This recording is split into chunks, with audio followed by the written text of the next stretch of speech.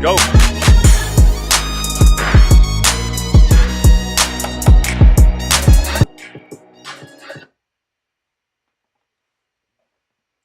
Welcome to the Will Is podcast once again, ladies and gentlemen.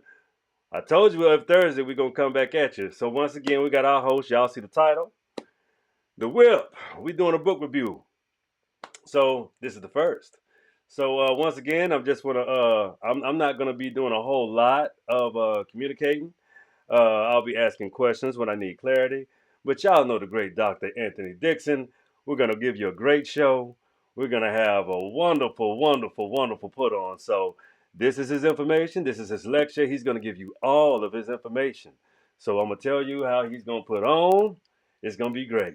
So again, take it away, good doctor. Anthony Dixon. Let's go. Good afternoon. How we doing, good people? We're doing a series on Thursdays. The next three series will be focusing on my publications, and the first is my first book. We're going directly in order, and that book is Up from Incarceration. Now, this book is basically a story about my life and my experiences and my passage or rite of passage to manhood, but it's also written for young adults who get lured by that trap of the fast money and these quote unquote ideals of the thug life. And I use my experiences to show the pitfalls, to demonstrate them, but also flat out discuss these myths that are associated with this quote unquote thug life. And so I want to jump right in, and I want to jump right into it by just reading some of the initial parts. I think that would kind of give a good background and kind of lead you to understanding why I wrote this book, because I wrote this book primarily for young adults, not just young black males, but young black females as well, and giving them some clear truth about that type of life and living in the streets and the lure of fast money.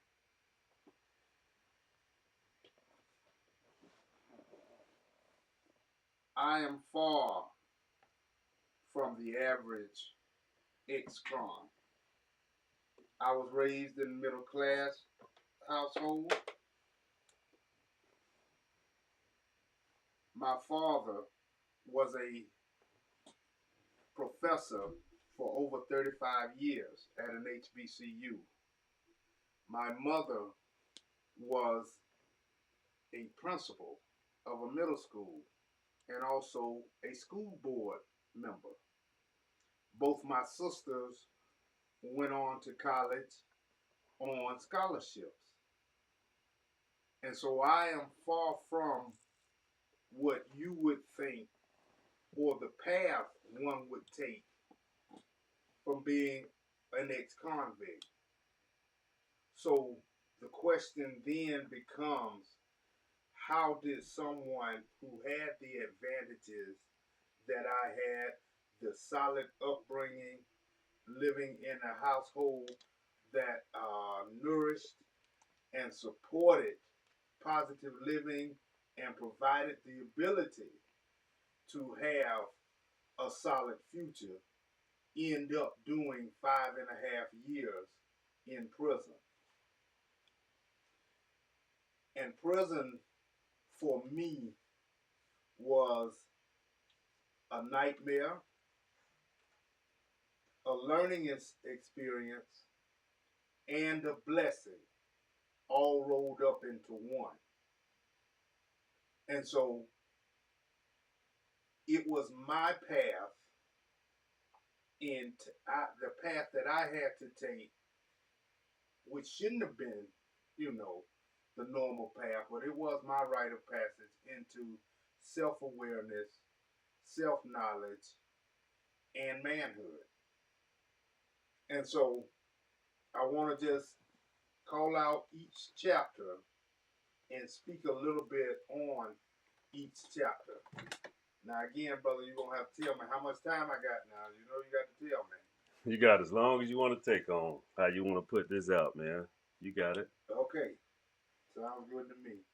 Because I really would like for you to listen to it, but also share this with your son, your niece, your nephew, your daughter, anyone that you know, particularly young people in your household, in your family, that looks like they're headed down that wrong path, or looks like they want to embrace this quote unquote thug life. And so, chapter one is early signs of trouble. And when I was, excuse me, sitting in the county jail, and you have to understand, it was a real shock and a eye opening because I sat in the county jail watching my college graduation. And so I went to Florida A&M University, and I was there for 5 years and went directly to the Florida Department of Corrections for 5.5. And so that transition, because the night I committed that crime and I got arrested, I didn't come home until 5.5 years later. No bond, no bail. And so when I started my process of self-realization, I understood immediately. Well, I'll take that back. Not immediately, because as most immediately, you sit there and you automatically think what you should have done, or what you could have done, or if I would have just done this, I would have done that. But those thoughts left me quickly because I began to dig deeper and think harder about this fall that I had taken. And so I realized that no, I didn't just end up here because one bad mistake that I made that night in May of 1994. I had been on that road, and it was a culmination of plenty bad choices that I had made, and it simply all caught up with me. And so those early signs started in, in young high school, doing mischievous things, and even before that, even middle school. And so the problem I understood when I started coming into that self-realization was it was immaturity. Um, and in hindsight, there were ideas that my parents thought that maybe I should have gone to college at home at the HBCU there in Fort Valley, at Fort Valley State. But I made the choice to go to Florida A&M, and they accepted that choice. But that immaturity, because I also knew I just really wanted to get away. I wanted, in my mind back then, I used to always tell people I wanted out of the country because I grew up in a rural town, um, but I also grew up outside of that rural town.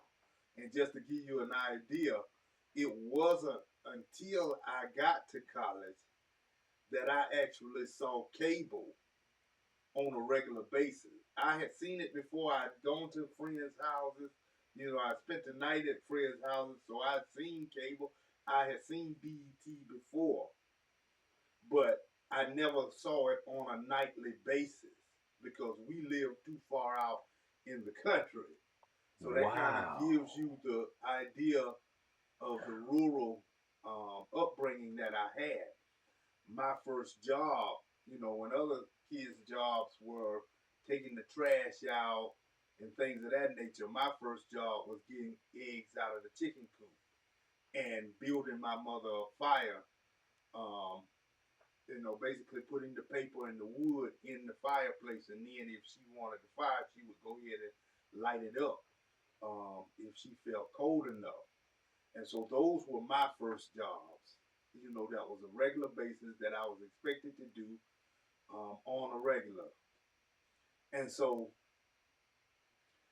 I understood that in my immaturity, I never really thought about my future past leaving that almost 5 acres that I grew up on. And so I also understood, and you have to be honest with yourself when you're doing deep reflection, that to a certain extent, I was a follower. I just followed because I didn't make any real plans for myself. I didn't map out my future. And I give you a quick example. The idea of going to Florida A&M University wasn't even my first. That wasn't my first choice. But my cousin was interested in getting in the band, and I was in the band, and he was saying, "Come on, we'll get in the marching 100 together. We'll get in the band." And I wasn't even a very solid and outstanding musician. I was in the band because that was something to do as well, and it got me out the house and got me to do a few things and go on a few trips, and things of that nature. Right. And so I listened to him, and then one of my best childhood friends had gone on to Florida A&M the year before. And so he was like, "Yeah, Tony, come on. You need to come to FAM. And I can help you, you can get in the School of Business and Industry with me." And so I listened to both of them. Now, the funny thing is, my my cousin didn't tell me, but he changed his mind and didn't tell me. Mm. And so after I had gone down to my college visit, and I gone to Florida A&M, and I went there, and I got lured in. FAMU is an excellent school, and it's an excellent atmosphere, especially as a young adult. Right. Right. Understood. I was born and raised in Georgia, and I went in the spring, so we were still having those chilly mornings and everything else. Yeah. I get to Tallahassee, Florida, it's 80-something degrees, and Yes, it's sir. black people Yes, sir. everywhere on this university because Florida A&M is 5 times larger than Fort Valley State, the HBCU that I For sure. basically grew up on. For sure. And so I was sold. I walked around the corner, and everybody, if anyone out there knows anything about Florida A&M and know about FAMU, I walked from the quad and I walked around that corner onto the set. And when I saw this, at least 3,000 black people, frolicking everywhere, standing right, having a day because it was toward the weekend. Yep. I was sold, and so I called my cousin after I got back. Was like, "Yep, I'm in." When I got my acceptance letter, I called him and was like, "I'm in. What's up? We we're gonna try to get the same dorm. What we doing?" And he was like, "Oh, I changed my mind." And I was like, "What?" Whoa. He was like, "Yeah, I changed my mind. I'm going to Howard." And I was like, "What?" Man, that changed the I whole was game. like, Xavier was my first choice. I was headed to New Orleans. You changed, you talked me into going FAM. I was like, but I liked it anyway. I like what I saw. Wow. I'm going. I'm still going. Wow, that's great. And so I go in, and I go into SBI. And that's the School of Business and Industry. Man. Not for me. I don't know what made me think that I was going to be all right with numbers when math was the worst for me.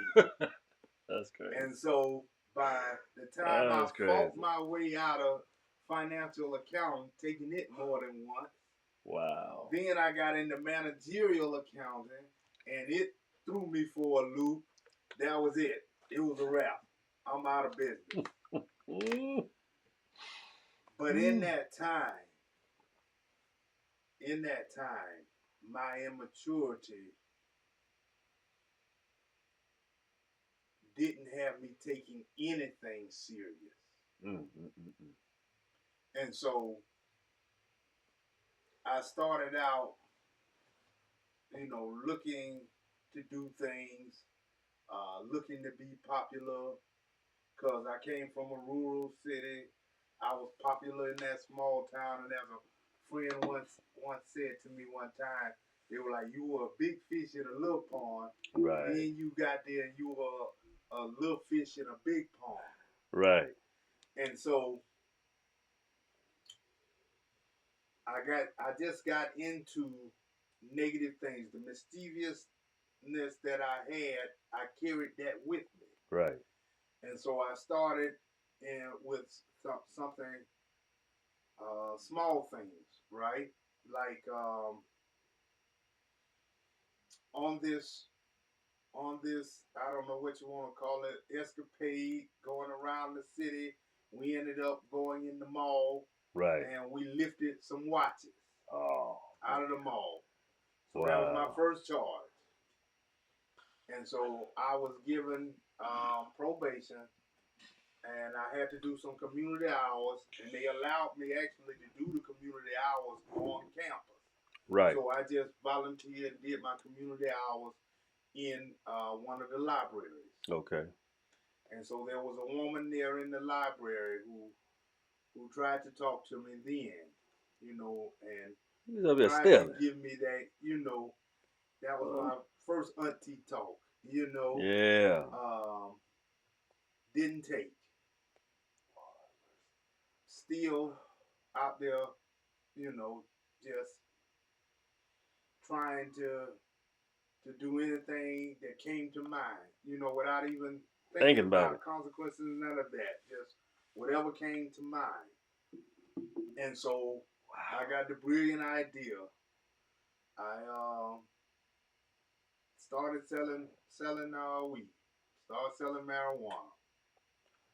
So thinking that was gonna give me a little more popularity, but also again that idea of being the big fish in a little pond, and then a little fish in a big pond, also went in my mind, monetary wise, right? Because like I said again, my mother and father did well. They were professionals, did well, but the fact of the matter was they had two children in college at the same time. One was at a private school. My both my sisters went to Spelman, but my younger, or my what I call my little big sister, we were only a year apart in school. Right. So she's at Spelman, a private university. She went on scholarship, but not a full scholarship. Right.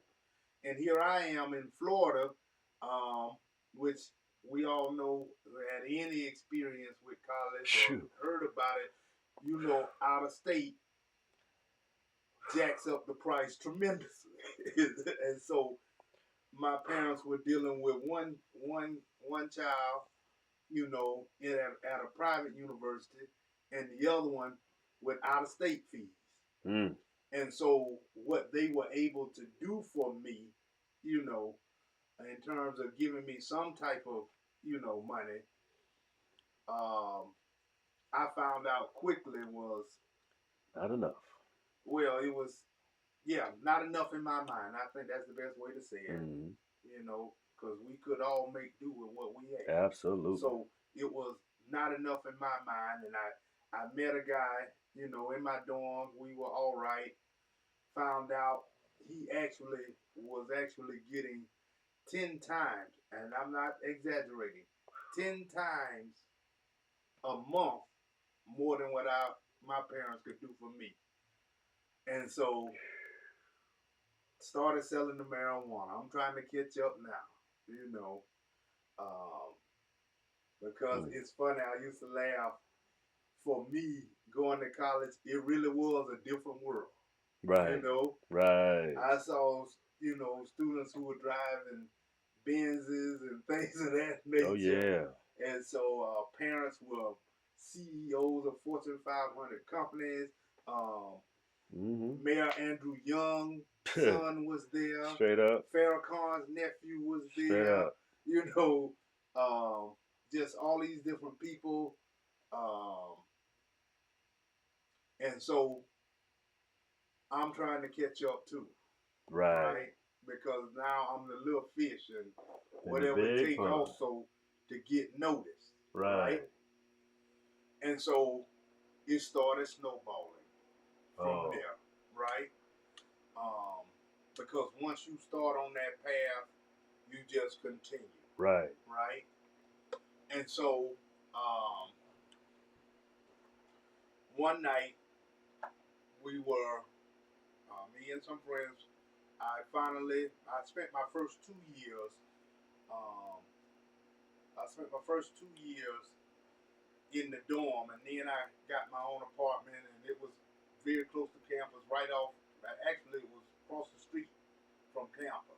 Okay. So all kind of people were coming through, because I'm selling marijuana, and my roommate had his friends. Yeah, I had a little. He was from Tampa, so much larger city, so he knew far more people.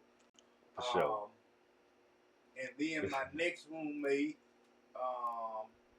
she was older, so she brought in the older crowd. Right.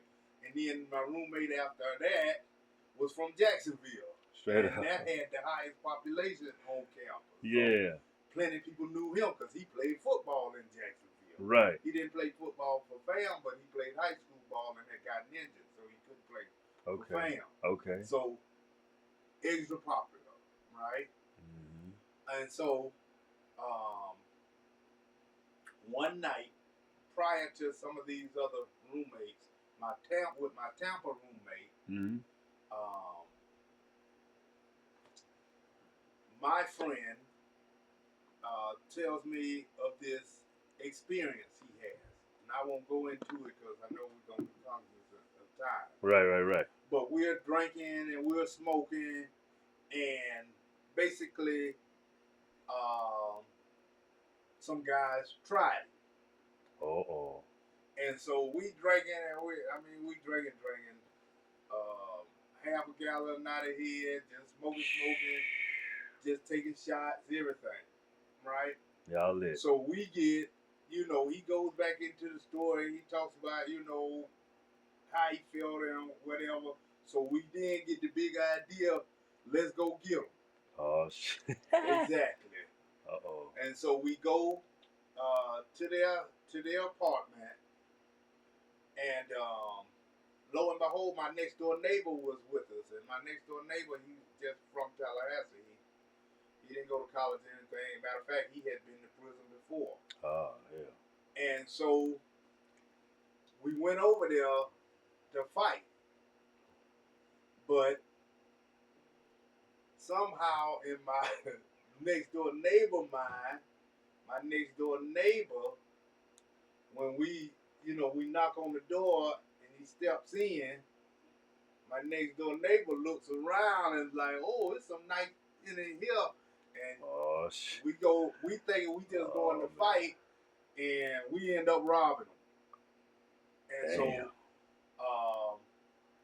long story short on that, we got caught, not that night, we got caught the next day because I was still drinking, because we drank rest of the night, got up that morning, drank some more, had this great idea. Oh, we got the wallets and the credit cards. So we go try to use the credit cards. Lo and behold, I'm the only one to get caught. And so God. Now I go from probation to Full blown. house arrest. Damn. Right? I'm on house arrest now. And I took that. It wasn't a full wake-up call. Mm-hmm. But it was a half a wake-up call. Because at that point, you know, I knew my parents were fed up because I would get on academic probation and then get off, and now I'm in trouble again. Now this is even more serious trouble. This is getting serious now, you know. God. And so I'm also though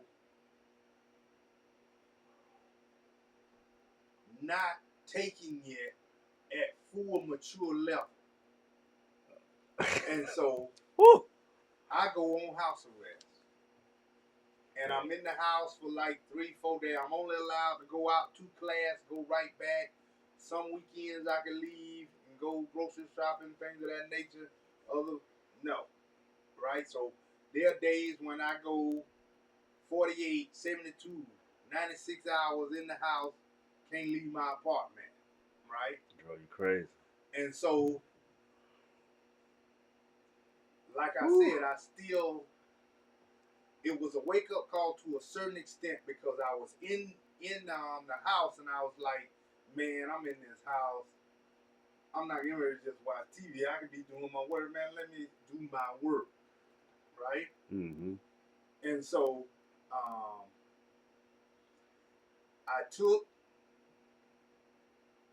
some history classes because my mama was like, listen, you changed majors like 3-4 times now. Look here. You know, we basically, my mama gave me that come to Jesus moment. Now, For you sure. getting in trouble, you get on academic probation, you get off. Your daddy said he know you playing around. If you can get off for it, you can stay off for it. You know, he know you just doing it. You pushing it. You know, we almost there at our wits end now. You know, and so we at the limit. And so she was like, listen, history has always been your best subject. Mm-hmm. You were supposed to go see Dr. Rivers, who was my father's friend, who had gone to Fort Valley State, who was a history professor. Okay. You need to look at history. And so I did. I looked at history, and a little of the light went off. Okay. You know, okay. You don't always transform immediately, right? Right. But I took that intro to Afro-Am class. And so, for me, history was it, and it wasn't just history, it was Afro-Am. Yes, sir.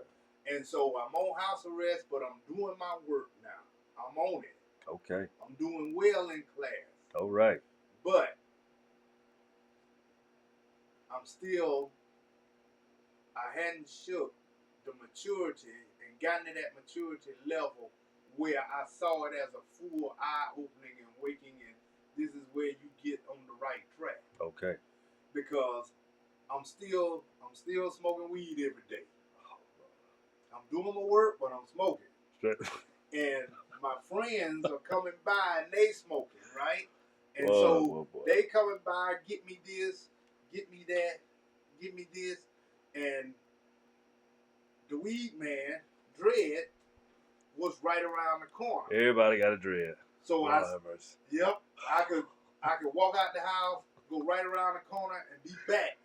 You know, chances are no chance I get, very slim chance I get caught doing that. Right. So anyway, I start doing that, or you know, he'll walk right to the corner. I walk to the corner, boom. You know, that kind of thing. Yeah. But it had gotten to the point, right, where I went, and Dread opened the door, was like, oh, man, come on, man. Here we go. And he just gave me a whole ounce, and he was like, here, bring me back such and such. Lord have mercy. And so I was like, okay, no problem, because I'm not paying any attention. I'm just smoking, hanging out with friends. I ain't paying attention to how much we running. You know, I'm not paying attention. Right. So I go home. You know, I divide it up, bag it up a little bit right quick. Use some little quick sandwich bags that I had. Yeah. sold that ounce in about 45 minutes in dimes. Woo. And I realized just how many people. And I came back within an hour, and he was like, "Nah." And he was like, "No way, man." I was like, so he gave me 2 a day, day and a half. And so it just went from there.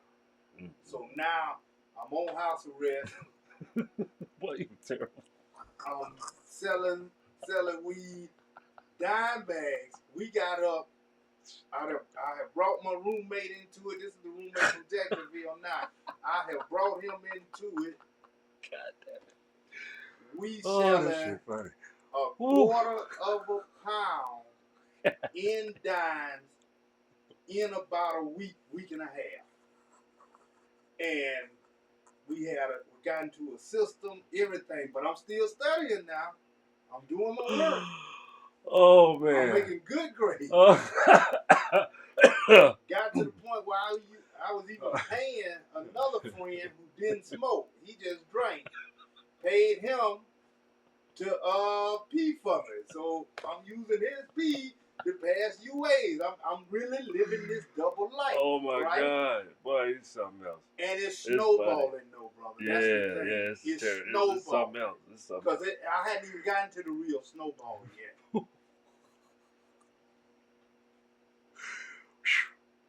Let's get to that. My roommate, right? Yeah. He is into it now. So he goes back to dread. He cutting deals for other drugs. I don't want to sell those drugs. I tried it one time, didn't like it. I don't want it. That's on you, y'all. That ain't got nothing to do with me. I'm the weed man, father.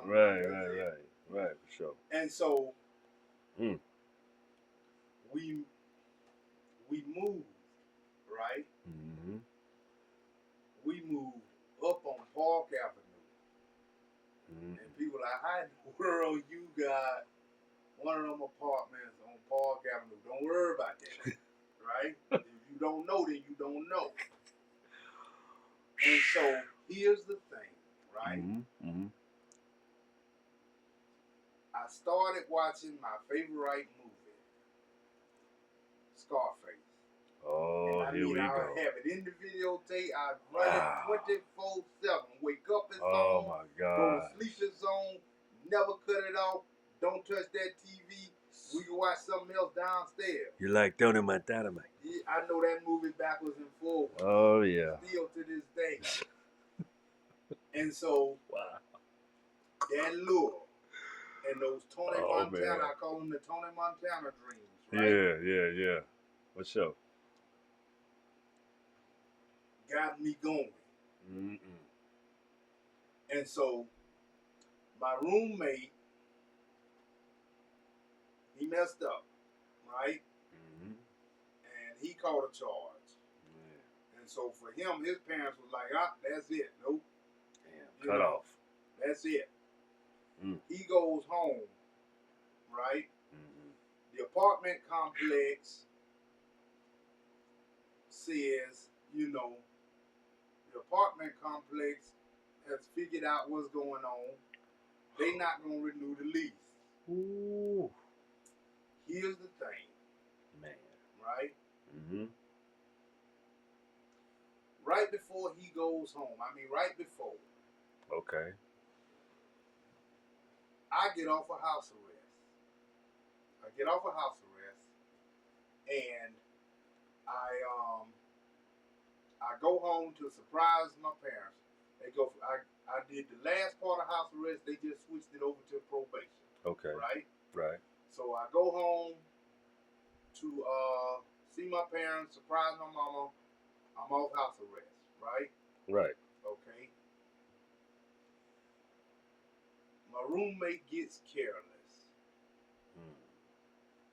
He goes to jail that night, right? He goes to jail. People find out, I'm not there, he in jail, they break in the house, they take everything, stole the safe, everything, right? And so now Mm. I owe Dread. And I owe Dread big. And he owes Dread with the other drugs. But he goes home. Ooh. So Dread turns to me. You brought him in. It's all on you. And so I had to take his debt. Mm. And so I'm like, what in the world I'm going to do? I'm done. I can't pay this Dread. Y'all see, I have some good stories and books. Very good stories and books, You y'all. know? Check it out. I don't know what I'm going to do. And so two of my customers that came by, who of them, they come by, right? And so I moved out, had to move out, you know.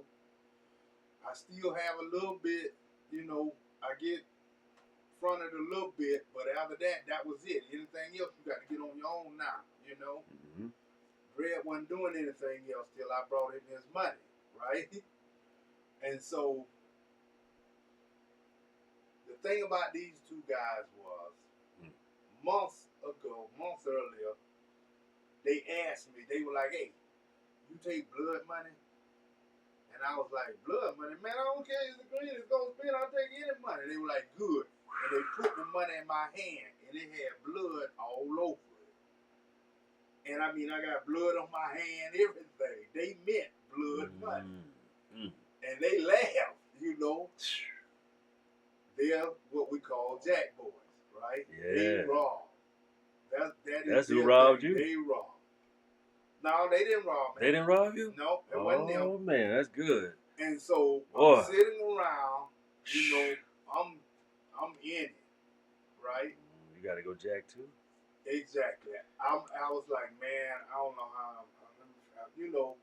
And so I was like, listen, I got to make quick money. I got to get some money. I got to pay. I got to do this now. It's do or die. It's raw. And he hit me in the chest, and he was like, boy, I knew it was it. I've been waiting on you. And so I snowballed into robbing. And what's funny, and I'm going to say this about robbing, and I ended up robbing for a whole year. I'm going to say this. If you ever listen to the song by Slick Rick, Children's Story, and he said, you know, he robbed another and another. It was like one couldn't stop. It was like he had a disease. That was me. I was addicted to robbing. I know it may sound crazy, but I was. And the real addiction I learned in my self-discovery and taking the little classes that I had to take and whatnot was it fed something deeper. And what it fed was my Napoleonic complex. Because I'm 5 feet 5 inches. Right. I've had Napoleonic for all of my early adult life. Right. But when I was robbing, I used to tell people, boy, I am 6 feet 12. Because everybody gonna do what I say. Mm-hmm. You see what I'm saying? And so that was the core of the addiction to rob. The power. It was the power. Mm. And so, like I said, I'm not going to get into all of that. It went for a whole year. And I started feeling bad. And I knew, you know, I came home to Georgia one time and I was snowballing into the next thing. And I didn't really see it, but hindsight showed it to me, right? I was snowballing into the next thing. We were amassing so many guns that I had guns everywhere. I even had a female friend. I would lift her mattress, and we had about, 8-10 guns. I had about 8-10 guns between her mattress and her I'm a connoisseur myself. And she never knew. Every night she was sleeping on 8-10 guns, and she never knew.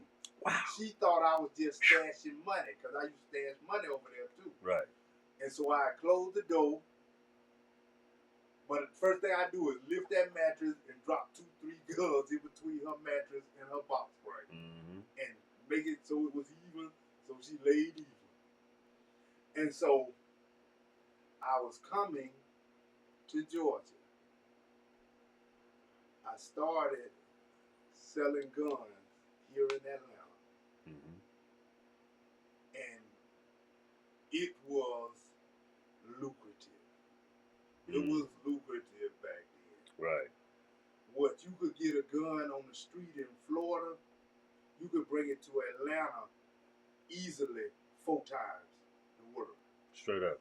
You can get a 9mm $50, come up here, sell it for 300, 400. Absolutely. Easy. It's plentiful down there though. Right. It's plentiful in Florida.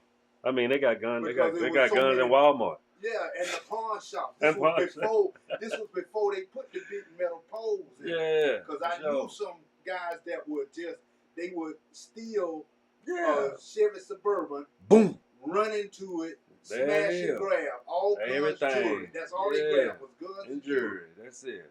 And so I snowballed again.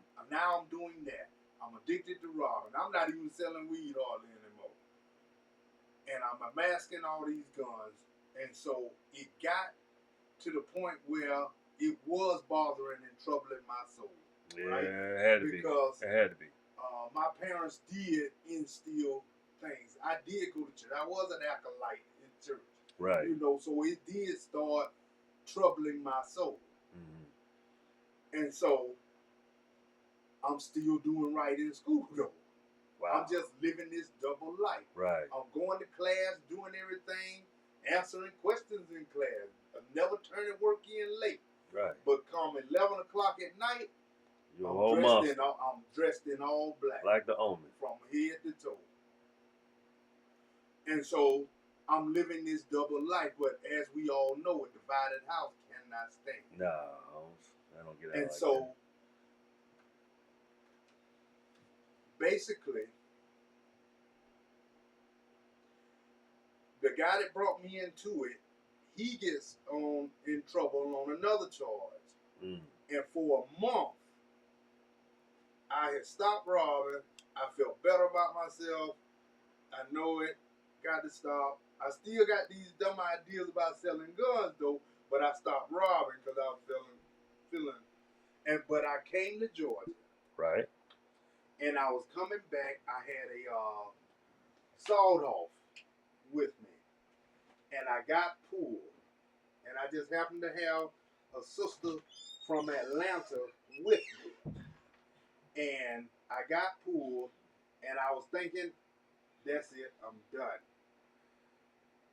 They didn't find the gun, and they just took me because I was driving no license on me. And so I was able, when I was in there in the holding, they had to prove who I was first.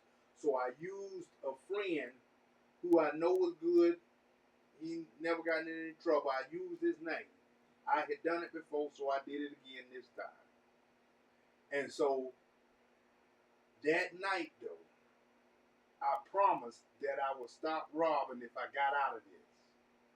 And when you make these promises to God, you have to keep your word. Just like you need to keep your word to people on earth, your friends, your family, whatever. When you make these things to the Creator, you have to keep them as well. But when I got back, like a week or so later, my friend, he finally bonded out. And he was like, hey, I'm hurting. You know, I just had a baby. I'm hurting. Just like you came to me, I'm coming to you. I'm telling you, I need you.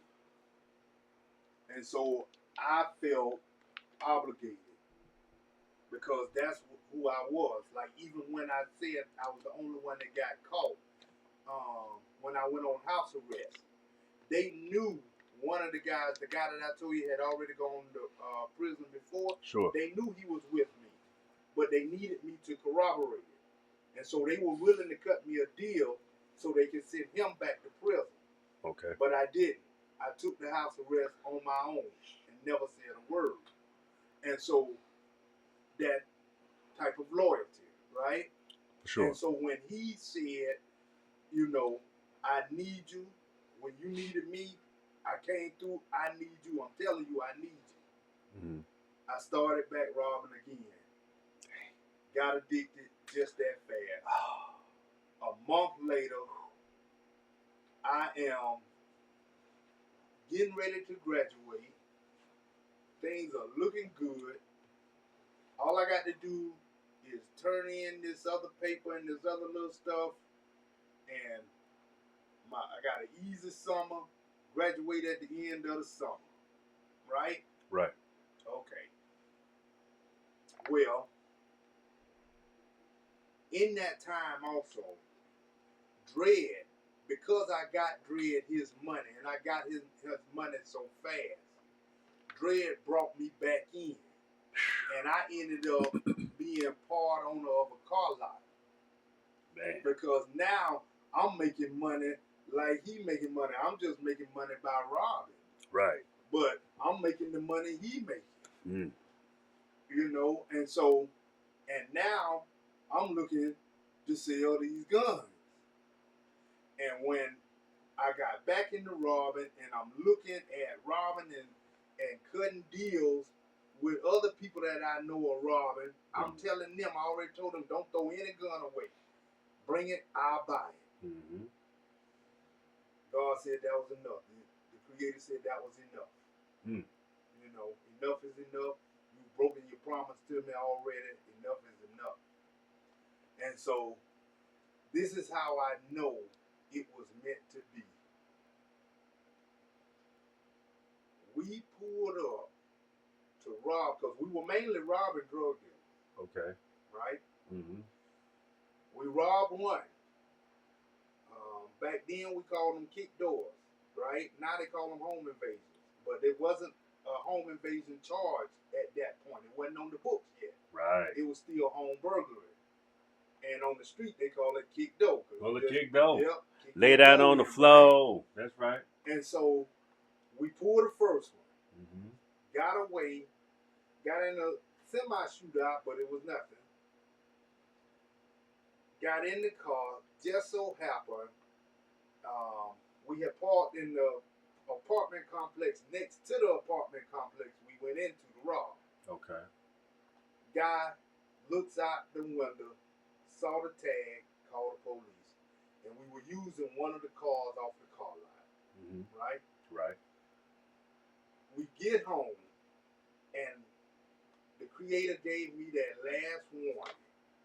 We get home, one of my closest friends, she was a female friend, but she was one of my closest friends, out of nowhere, right? Because that's what we do. We put all the money down, whatever we got from that, you know, put that away, and then go back out. For sure.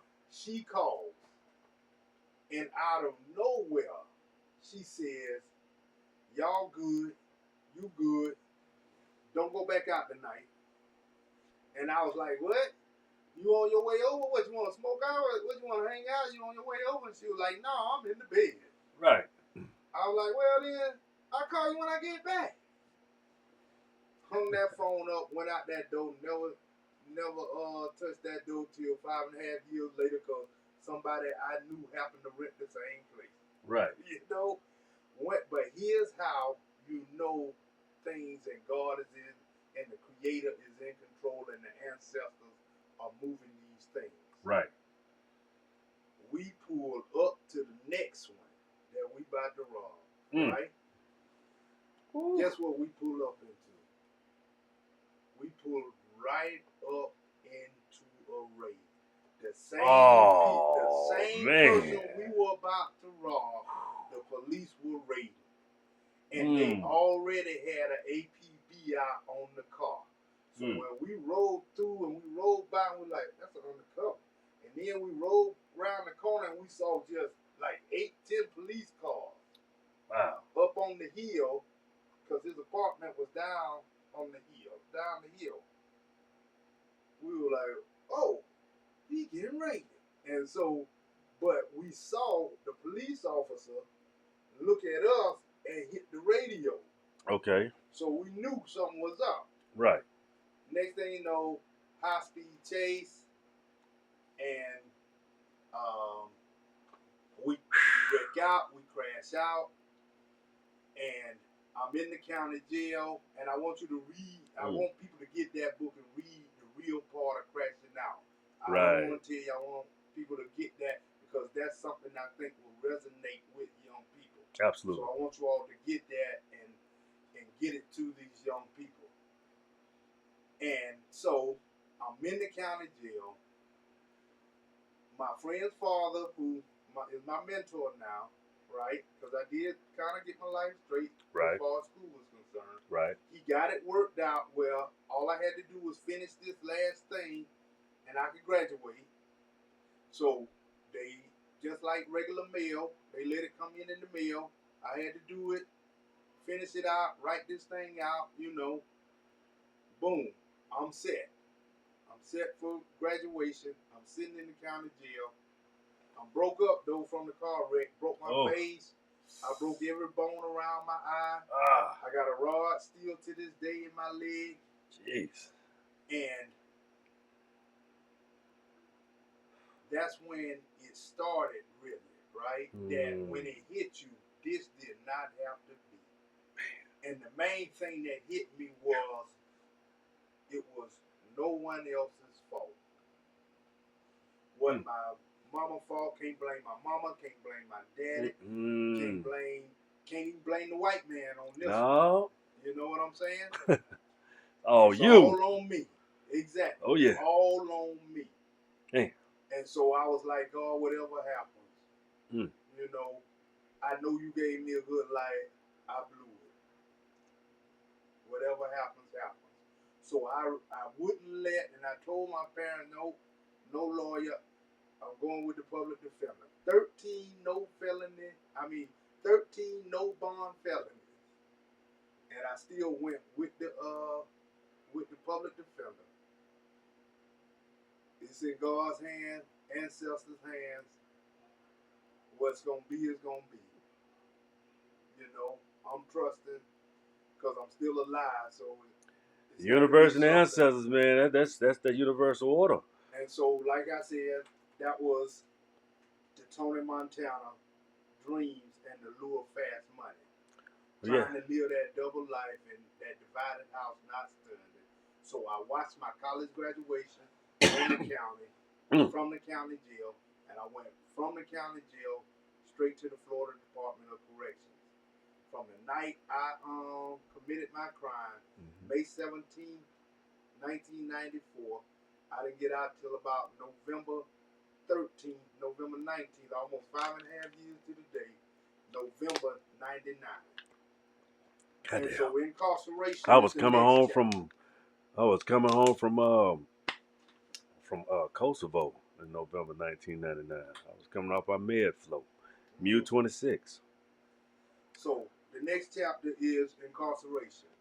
And again, incarceration was a nightmare, a learning experience, and a blessing, all rolled up into one. And the first camp I went to was a gladiator camp. It was what they call Wild Way, youthful offender, but it was also a gladiator camp. And everybody was there clicking up and recruiting, right? Even the officers who were Klan members were recruiting young white boys for the Klan at that camp. Fight every day, 3-on-1, 10-on-2, didn't matter.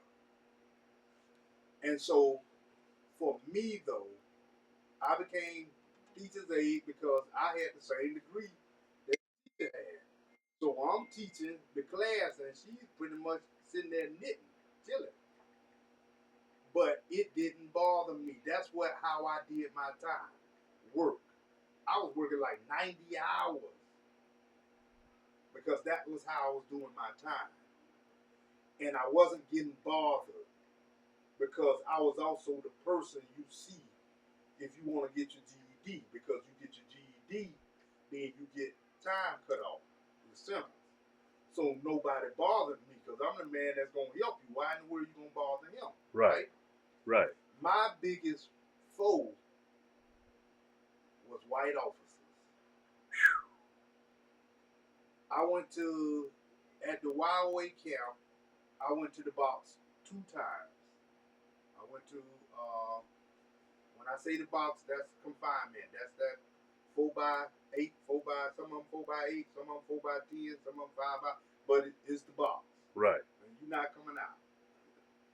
You come out once a week, take the shower, that's it. But you're going straight down the hall into the shower, straight back in the box.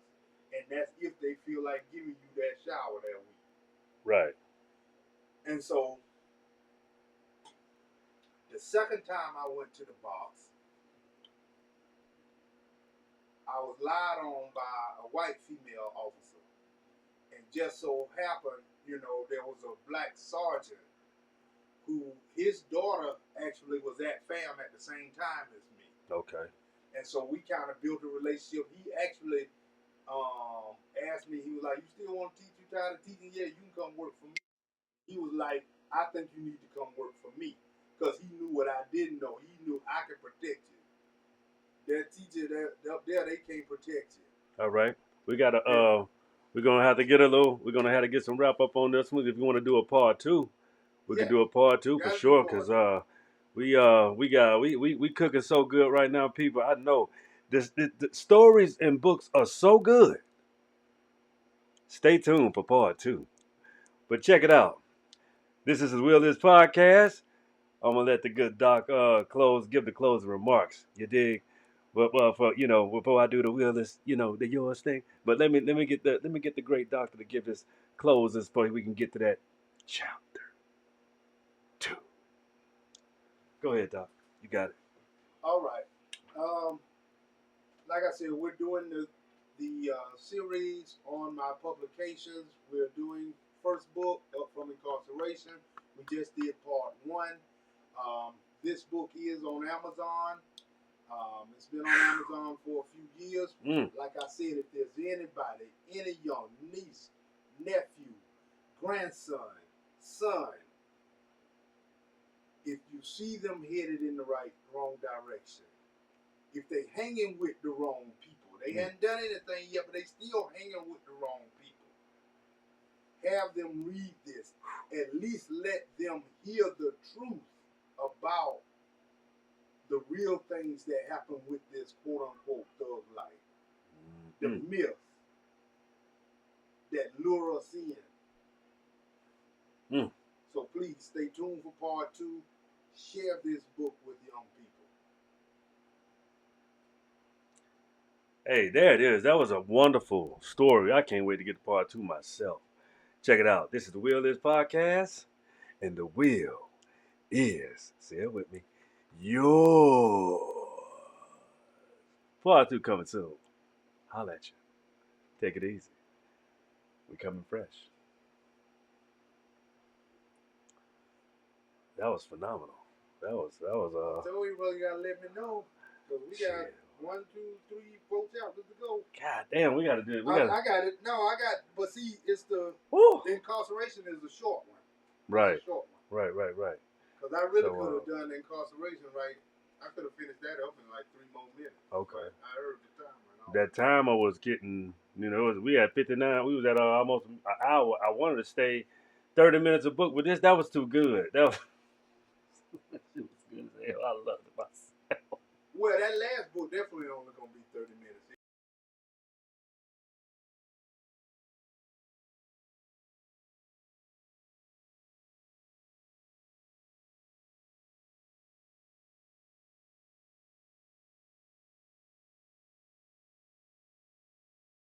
Check it out how it downloads in Google.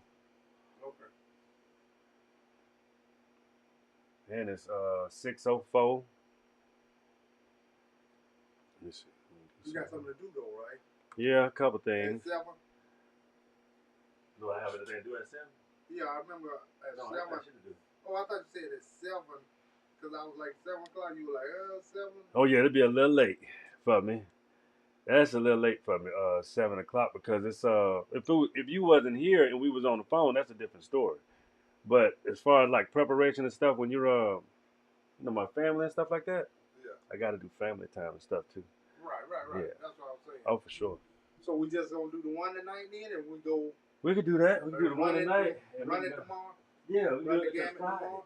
Because Friday is because if I put this show out tonight, well, I am gonna put it out now. So that's what we're gonna do. Now? Yeah, why not? Because how long does it take you? Do we finna do it right now? No, I'm saying how long? How long does it take me to put the show out? Yeah. How long does it take you to get all that? It takes a little minute, but not too long. But I'm gonna just show you. Yeah, about 30 minutes. Okay, I'm gonna do my other walk then. Oh, okay, wonderful. All right. I'm trying to squeeze it in, bro. I gotta get rid of this weight, bro. I can't do it no more. Man. I feel you, my brother. I just want to show you this process real quick. Okay. Because I have to do this. I just want to play it to make sure it's the right one, is it? Goddamn. Oh, wait.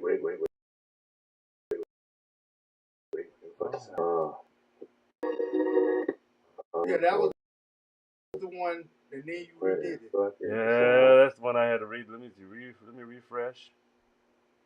Unless that other show's still live on my other channel. I hope it ain't. Nah, here it is. Is that the one or this? Oh, shit, wait a minute. Running, do you? I think it's still running. Let me go back and check that motherfucker out, man. But it's not up and running, it's just running. Nah, it's just running. That recording is ended. Okay. Okay, that ended. Let me go back here then. But wait a minute. Yeah, Charlie.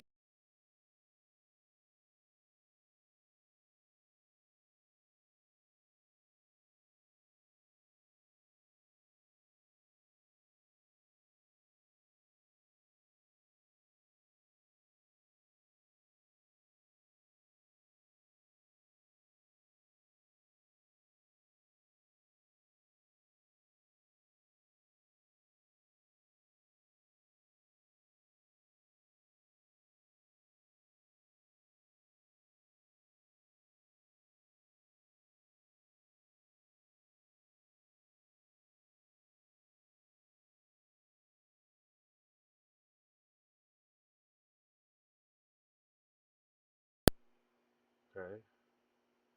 All right. I ended the stream. End stream. End. When I did